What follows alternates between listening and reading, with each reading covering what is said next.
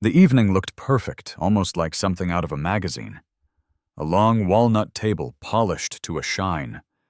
Candles flickered on silver holders. 2 glasses of red wine glowed in the light. My daughter Claire had always known how to make things look beautiful before dropping a heavy conversation on the table. That night I didn't expect to be ambushed by family dressed as formality, but that's exactly what it was. Across from me sat her husband Evan with his tablet glowing green on his eager face. He leaned forward the moment I sat down. "Henry, this is a once-in-a-lifetime opportunity," he began, his voice buzzing with excitement. "It's an AI-driven logistics platform. We've finished the beta test, we just need capital to scale. If you put in 300,000, it could double or even triple in 2 years. 300,000. The words clanged in my ears like metal on a ship's hull. I'd spent 40 years at sea, so I know that sound. It's the alarm before a collision. I set my fork down and let the silence stretch. Claire placed her hand gently on Evan's arm. "Dad, this isn't another loan.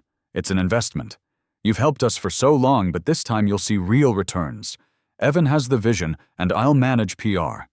It's finally our chance to build something." I wanted to believe her. God knows I wanted to.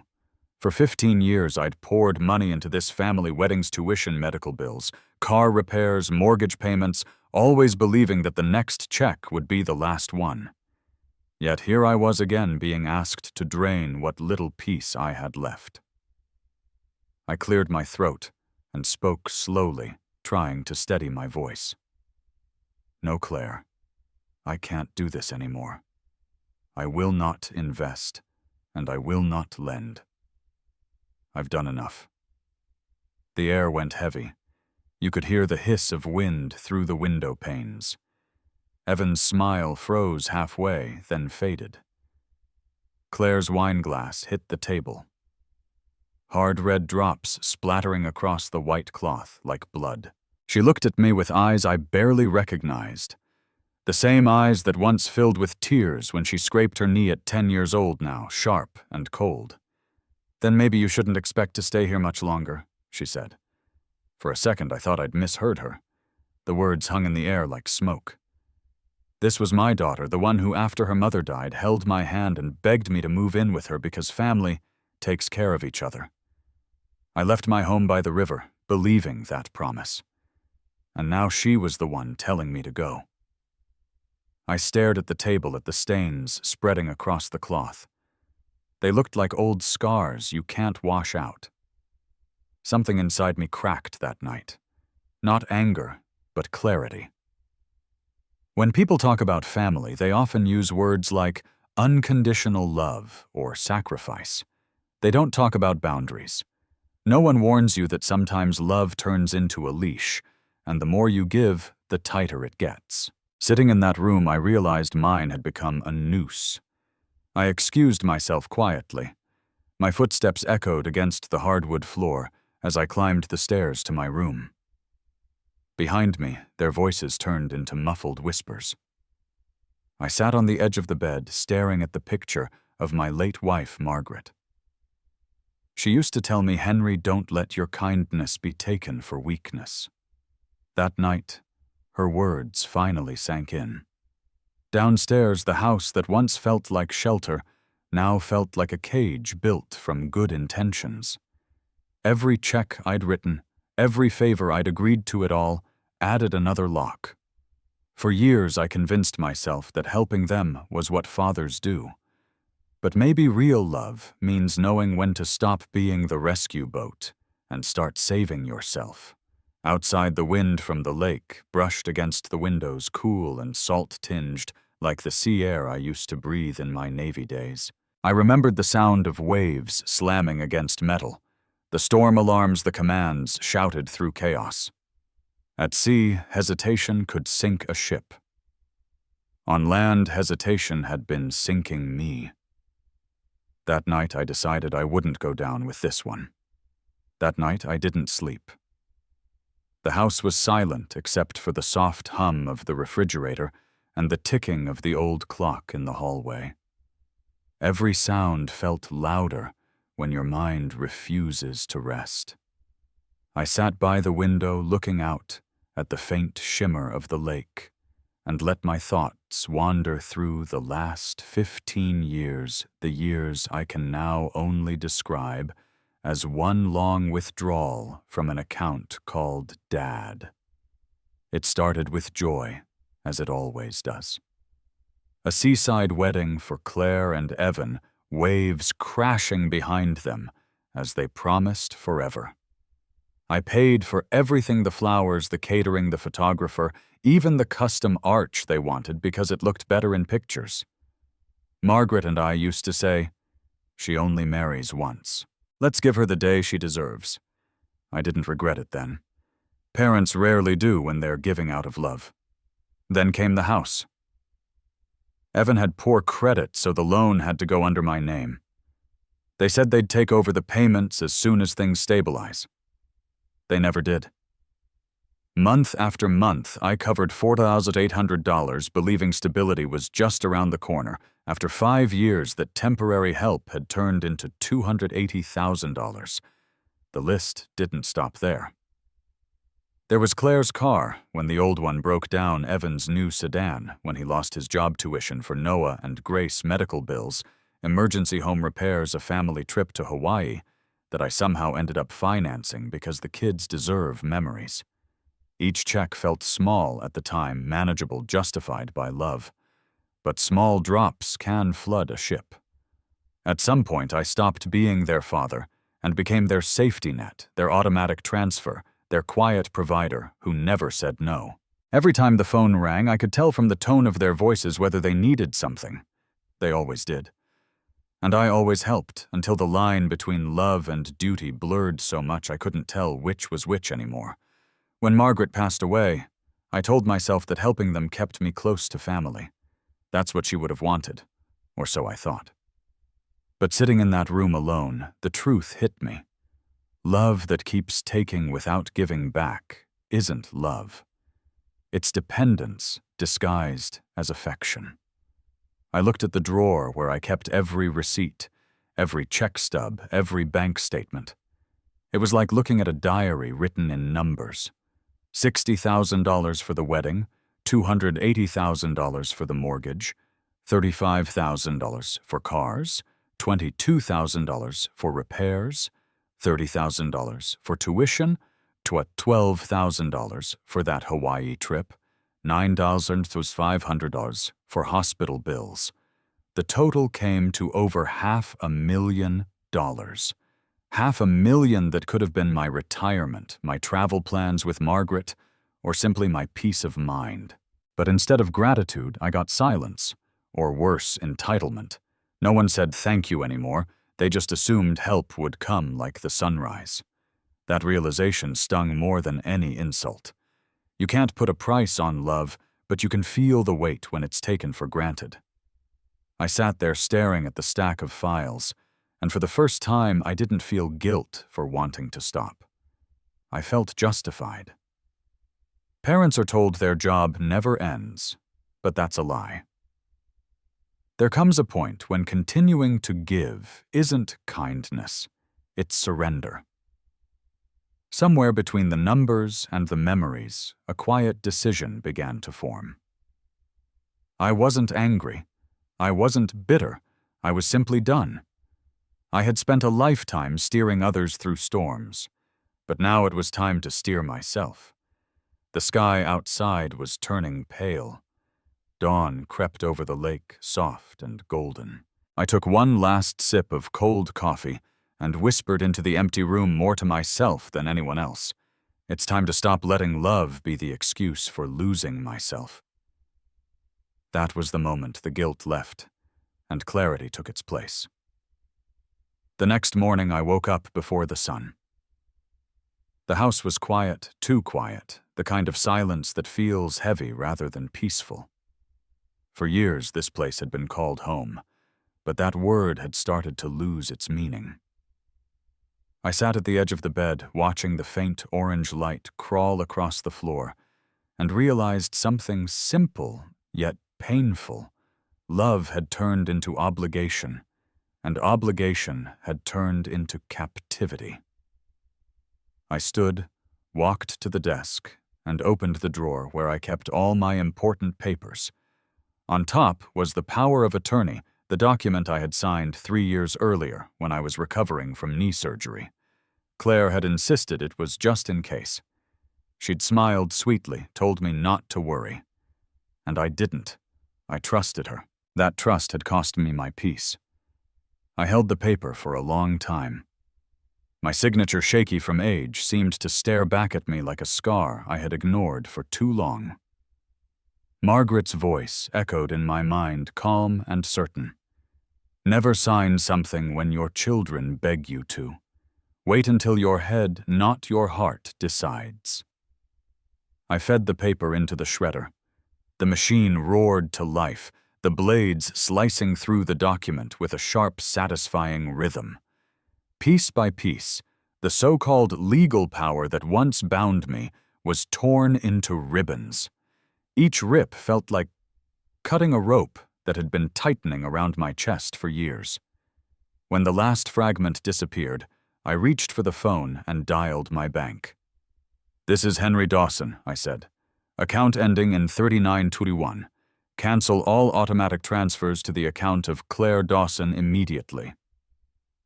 There was a long pause on the other end. The banker's voice came back, hesitant. "Are you sure, Mr. Dawson? These transfers have been active for 15 years. "I'm sure," I said. My voice surprised me, steady, firm, free of guilt. "End them today." When I hung up, the silence felt different. Lighter. The air itself seemed to shift, as if the house could finally breathe again. I walked to the old wooden cabinet near the window. Inside were the few things I still considered mine: a worn leather suitcase, my old Navy uniform folded neatly, a framed photo of Margaret, smiling by the river, and the moss-green armchair she'd given me on my 70th birthday. Everything else, the furniture, the dishes, the house itself, was soaked in memories that no longer belonged to me. I packed only what carried meaning, not what carried weight. Before leaving, I sat at the dining table, the same table where my daughter had told me to get out, and wrote a letter on plain white paper. My hand didn't tremble this time. Claire and Evan. I have decided to leave. The key is on the kitchen counter. For 15 years, I have paid your bills, your mortgage, your cars, your trips, and your debts. I did it out of love, not duty. But love has turned into expectation, and expectation into resentment. It's time for that to end.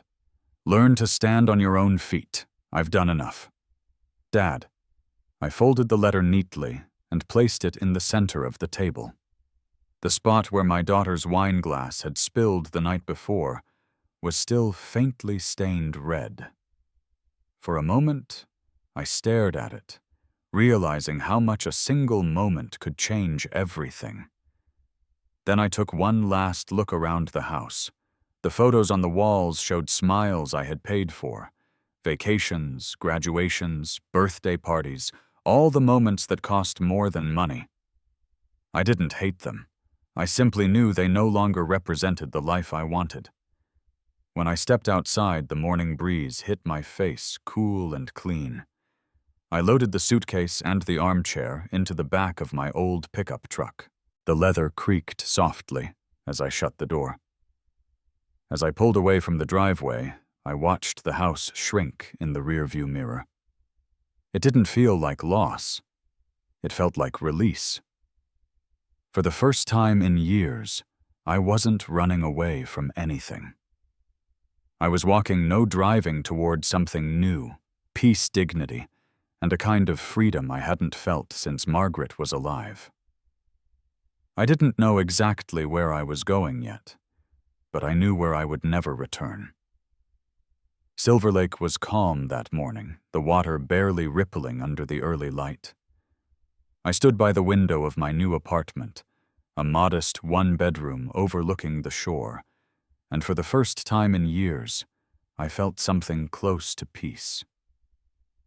The place was small, barely enough for one person, but after everything I had left behind, the quiet space felt like oxygen. There was no sound of footsteps in the hallway, no voices demanding no questions about bills or transfers, just me, a coffee mug, and the hum of the lake breeze slipping through the open window. Freedom, I realized, doesn't always roar. Sometimes it whispers. I had found the apartment through a retired Navy friend who said, "It's nothing fancy, but it faces the sunrise." He was right. The view wasn't grand, but it was honest. Every morning light spilled through the thin curtains and painted the room in gold. After years of living in someone else's house, every inch of this small space belonged to me. The first few days felt strange. I kept expecting my phone to ring with another request or complaint, but when it stayed silent, I started to breathe differently. I cooked for one. I read by the window. I took long walks by the water. It's remarkable how peaceful solitude can feel once you realize it's not loneliness, it's recovery. Still, I knew peace without protection was fragile. I had cut emotional ties, but the financial ones could still be exploited if I wasn't careful. That thought led me to Julia Carter, a financial attorney my banker recommended. Her office overlooked downtown, all glass and clean lines, but her voice was grounded, clear, and sharp. She listened without judgment, as I explained everything from the endless transfers to the manipulation to the way my daughter had used my trust as leverage. Julia leaned back and nodded slowly, the kind of nod that says she's heard this story before too many times. "Mr. Dawson," she said, "this isn't rare. Families often drain the ones who can't say no. You've already done the hard part by walking away. Now let's make sure they can't pull you back." She began to outline a plan, something called an asset protection trust. The concept was simple but powerful, a legal fortress around everything I still owned. My account's savings insurance, even this little apartment by the lake, shielded from anyone trying to claim a piece of it. For the first time, I wasn't just reacting. I was defending. When it came time to name a beneficiary, the choice was easy. "Grace," I said without hesitation. "My granddaughter. The only one who never asked for anything, who never made me feel like a wallet with a heartbeat." Julia smiled faintly. "Then Grace it is," she said. "She'll receive everything when the time comes, but until then you're fully protected." As I signed the papers, I felt something shift inside me. Not anger, not bitterness, just relief. Every signature was another layer of armor. Every clause was a wall between me and the people who once treated me like an endless resource. That afternoon, I walked back to my apartment with the documents in hand. The lake shimmered in the sunlight. The air smelled faintly of rain, and for the first time in decades, I felt in control of my own life. I set the trust folder on the small table beside Margaret's photograph. She would have approved, I think. She was always the practical one. I poured a cup of black coffee, sat in the armchair, and let the quiet wrap around me. In that stillness, something new began, not just a chapter, but a way of living. I had built my fortress not from money or walls, but from boundaries, wisdom, and the courage to finally choose peace over guilt. Outside the lake glistened like glass. A few swans drifted across the water. For the first time in a long time, I wasn't looking back. The first sign of the storm wasn't thunder. It was a phone vibrating on the kitchen counter. I didn't think much of it until the messages started piling up. Friends, old co-workers, even my neighbor from Charleston. "Henry, is this true?" they asked. I saw the video. I opened my laptop, and there it was, plastered across social media. Father abandons his family lives in lakeside luxury. The thumbnail showed my daughter Claire, pale-faced, sitting at a dimly lit kitchen table, a plate of plain pasta in front of her. Evan stood beside her, wearing that familiar look of practiced sorrow, holding up a grocery bag like a prop. The camera zoomed in on a half-empty fridge. A sad piano played in the background. The captions were "Ruthless, heartless father lives in comfort, while his daughter struggles to survive." Comments poured in by the hundreds. Strangers called me a monster, a man without conscience, a disgrace to his family. It was strange seeing your own face cropped from an old photo turned into a villain for people to hate. I sat there frozen, scrolling through the comments until my chest tightened. The internet had already decided my guilt. It didn't matter that I'd spent $500,000 supporting them. In 3 minutes, a lie had rewritten 15 years of truth. Evan and Claire had staged every detail. The peeling paint, the flickering bulb, the children looking hungry. It was theater designed to stab at people's emotions. They even filmed a shot of my apartment, probably stolen from social media, showing my armchair by the window, a glass of wine on the table, and Torm. In their twisted narrative, that armchair symbolized greed, not peace. It's incredible how fast the world judges when it thinks it knows the story. No one asked for proof. They just needed a villain, and I fit perfectly. I shut the laptop. The silence of my apartment pressed in.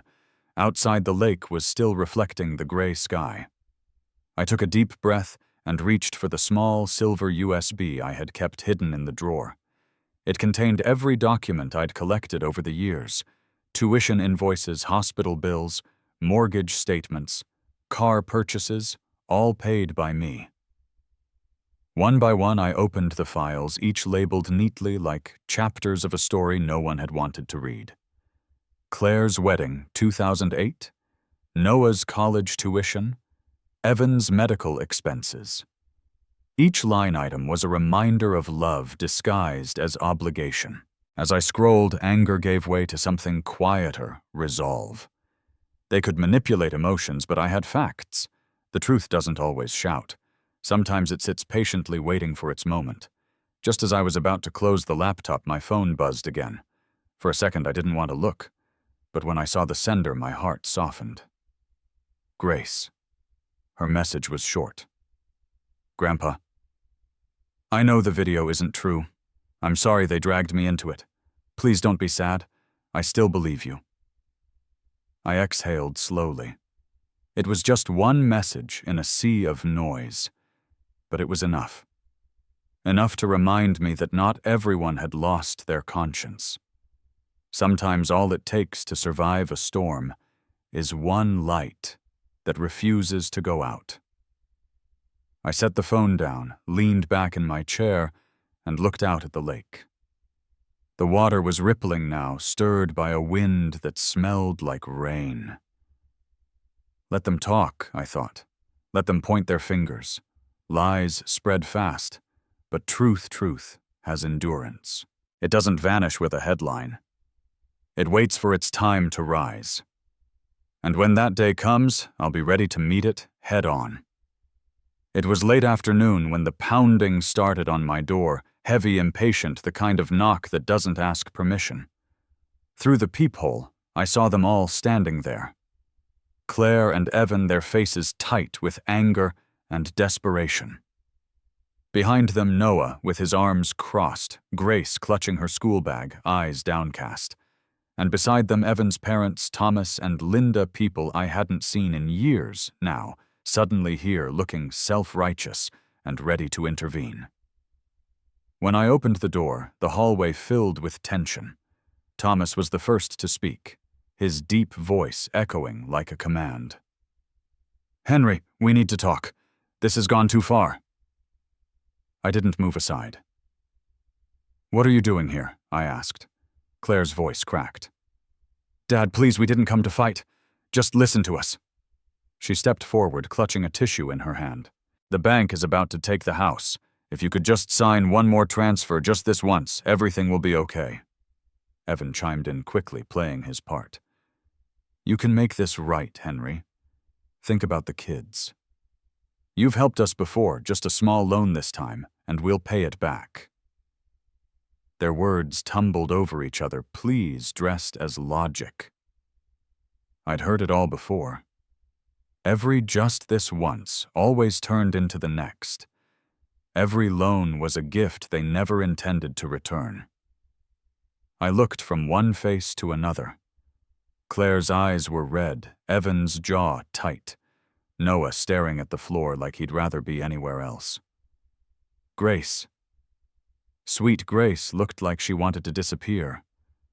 And behind them, Linda spoke up in a sugary tone that barely hid her judgment. Henry, you're a father. Family means helping one another. Why keep all that money when your children need it? I took a slow breath, keeping my voice calm. Help is one thing. Being drained dry is another. The hallway fell silent. Claire started to cry harder. Dad, please. You can't just walk away from us. I met her eyes. Walk away. No, Claire. I didn't walk away. I was pushed out slowly over 15 years of checks and promises. You didn't lose me. You used me. Thomas stepped forward, raising his voice. That's no way to talk to your own daughter. I turned toward him. And it's no way for a daughter to treat her father. I'm not a walking ATM. I'm a man who's done enough. Then Grace suddenly spoke, her voice shaking but clear. Mom, stop it. Everyone froze. Tears streamed down her cheeks. Who visited Grandpa when he was in the hospital last year? Not you, not Dad, not anyone. She turned to face them all. Only Mr. Samuel brought him soup. The rest of you didn't even call. Her words sliced through the noise like lightning. No one moved. Even Evan's parents dropped their gazes. I felt something tighten in my chest, not from pain, but pride. Grace had said what I never could. I straightened my back, my voice steady. Enough. You only remember me when you need money. From now on, don't come here asking for help. Grace. I looked at her. You will always be welcome in my home. The rest of you need to learn how to stand on your own. The hallway erupted again, Evan muttering under his breath. Linda gasping, Claire crying into her hands. But I didn't hear the words anymore.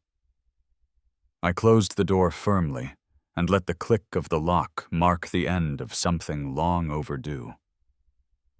On the other side, their voices blended into chaos.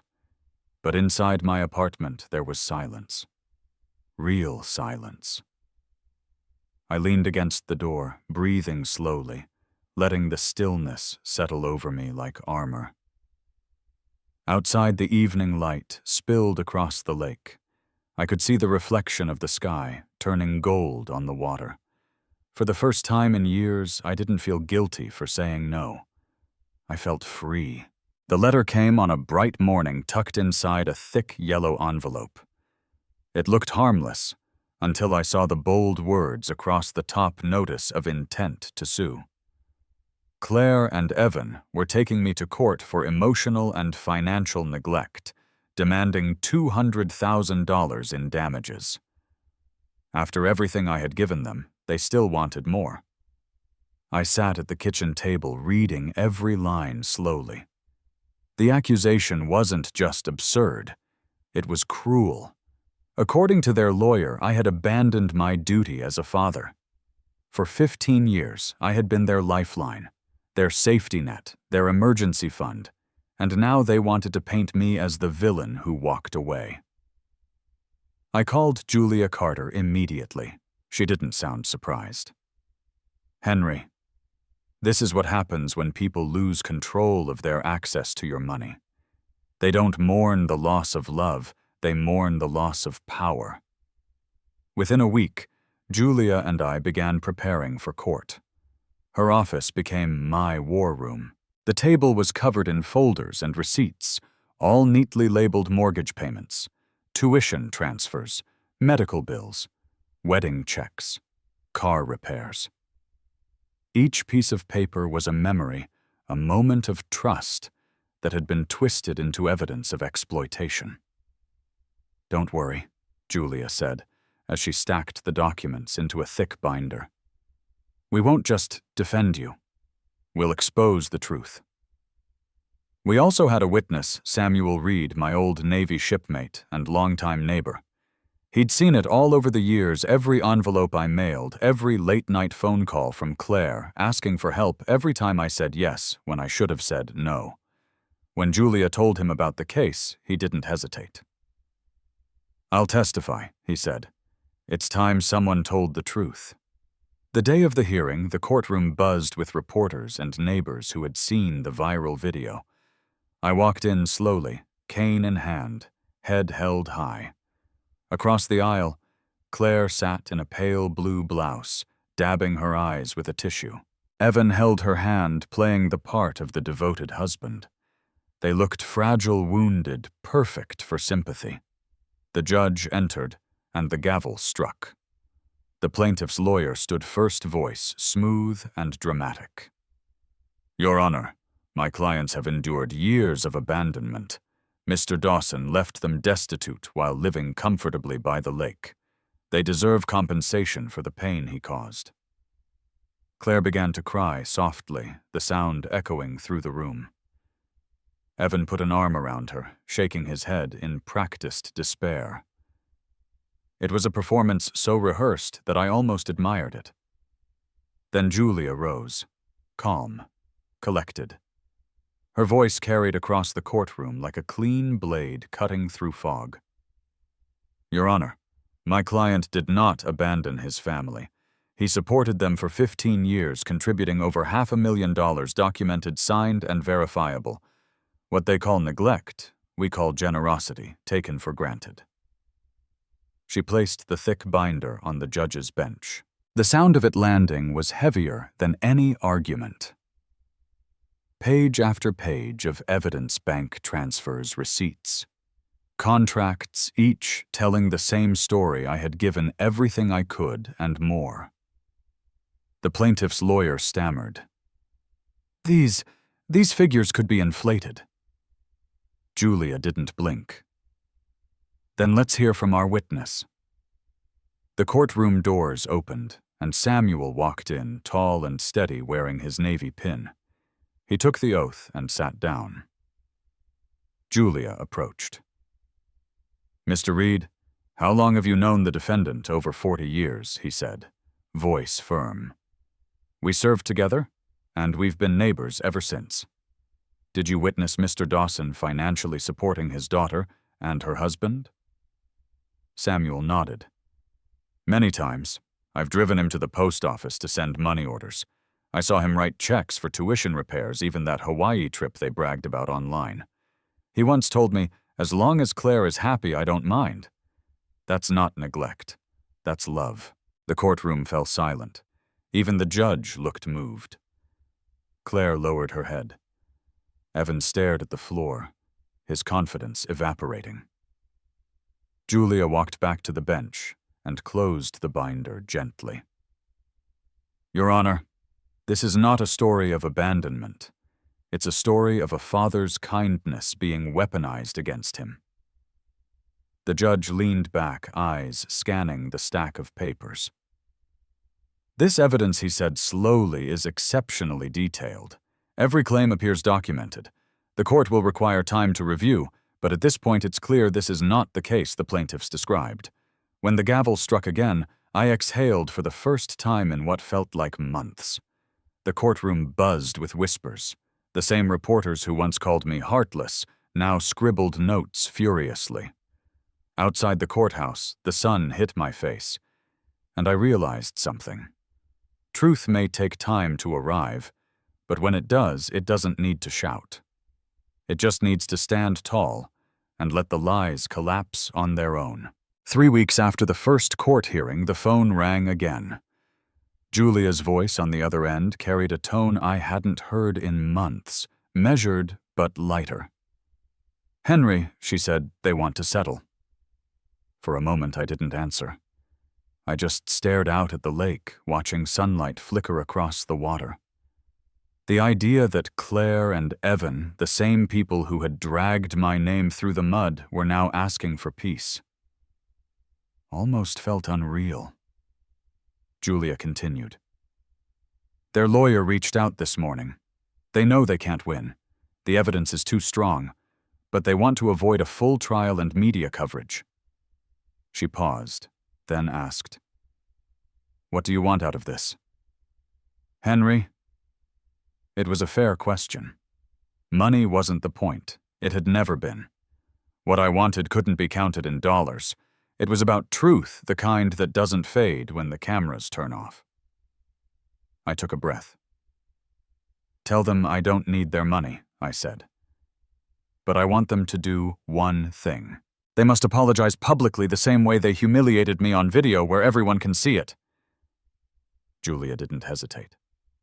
"Done." The next week, we met the opposing side in a tall glass conference room downtown. Sunlight spilled through the windows, glinting off the polished table. Across from me sat Claire and Evan, pale and tired, flanked by their lawyer. Julia slid the folder forward and spoke in her usual calm, steady tone. "My client has one condition for settlement," she said. "He will withdraw his counterclaims if Claire and Evan publicly admit they falsified the story and apologize.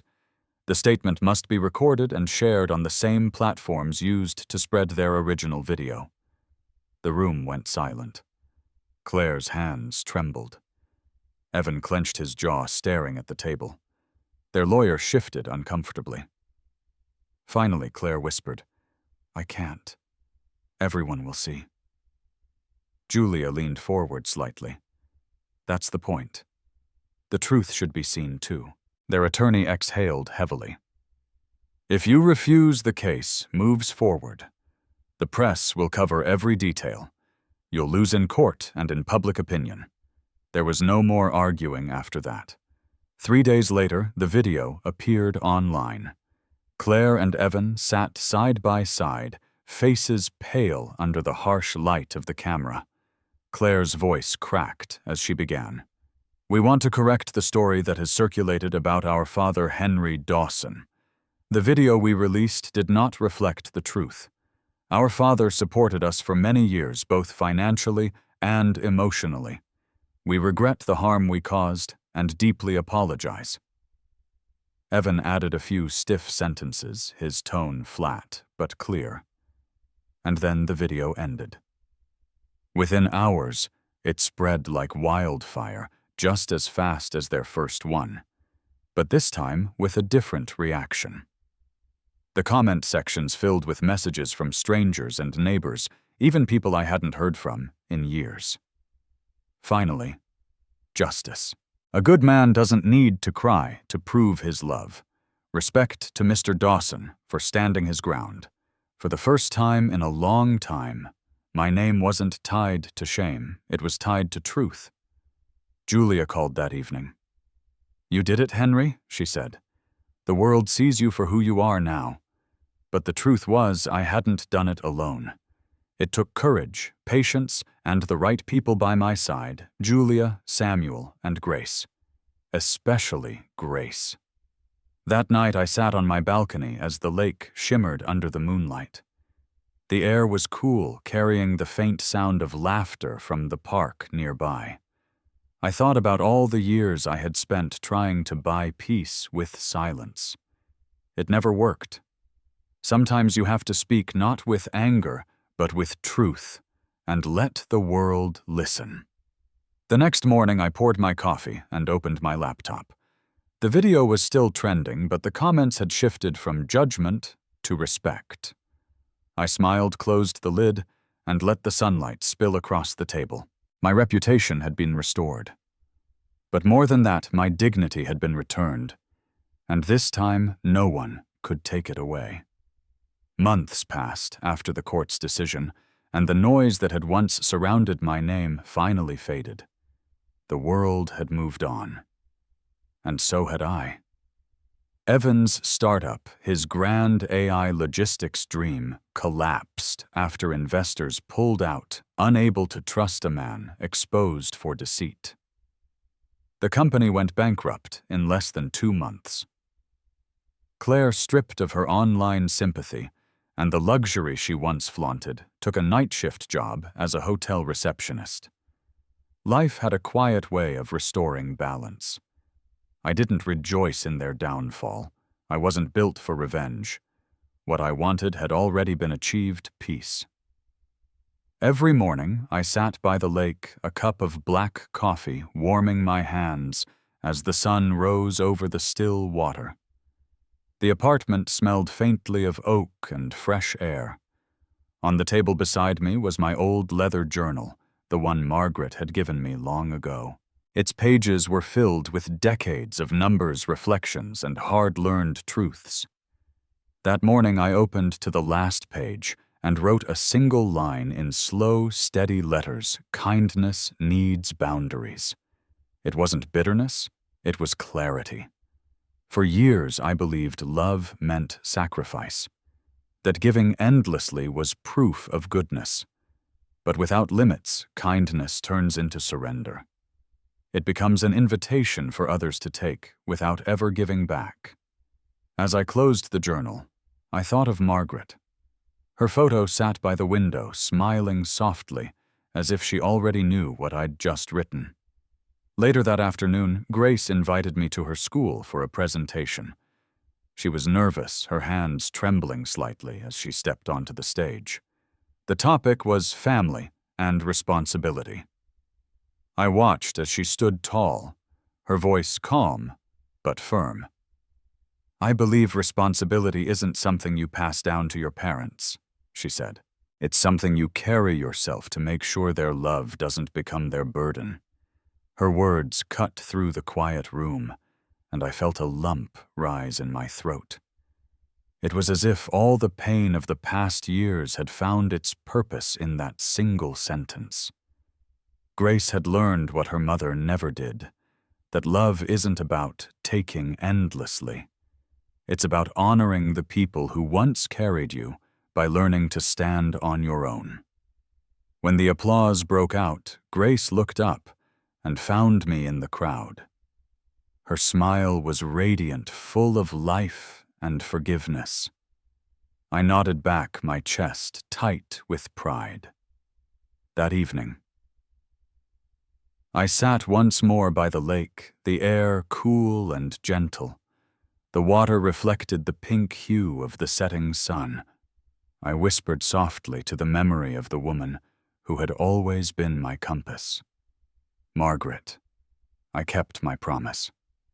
I didn't let anyone bury the rest of our lives in guilt or deceit. We're free now. The church bells in the distance began to ring their echoes, floating across the still water. I leaned back in my armchair, breathing in the peace I had spent a lifetime chasing.